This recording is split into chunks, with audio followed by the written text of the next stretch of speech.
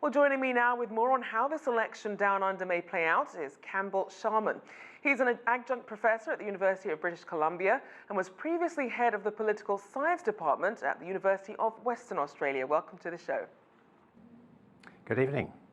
Now, let's start by looking at the two front runners, the Labour Party versus the Liberal National Coalition. How do their economic agendas and priorities stack up against each other?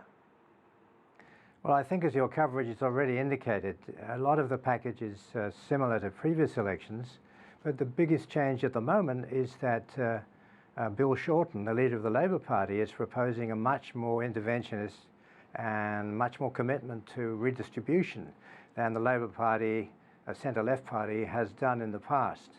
So while the Conservatives coalition is much the same stance as it's always had, the Labour Party seems to have moved a bit to the left.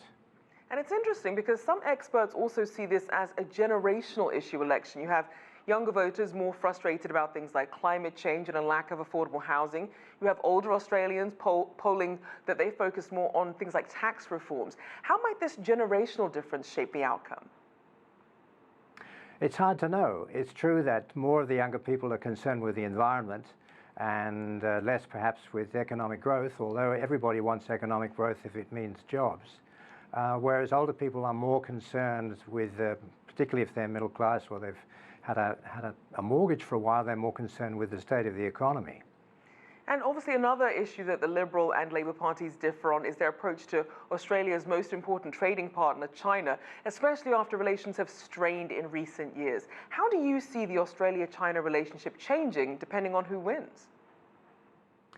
Both the parties know that Australia's economic prosperity is heavily dependent on trade with China, and therefore, although they may differ on the details, none of them, it's not really a central part to be contested at the election. And both parties are equally committed to their historic ties to the American defence effort. The Labour Party has made a play, I think, to be more flexible perhaps in its approach to China than the coalition at the moment.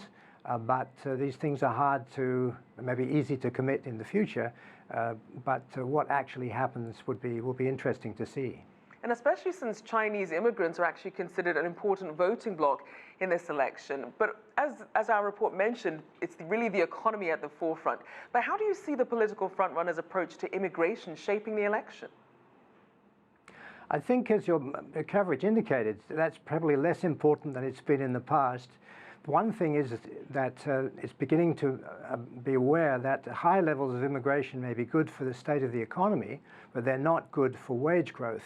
And therefore, there's some irony in the fact that the Labour Party is quite keen on encouraging immigration, even though this may put some limitation on the ability for wages to grow in the future.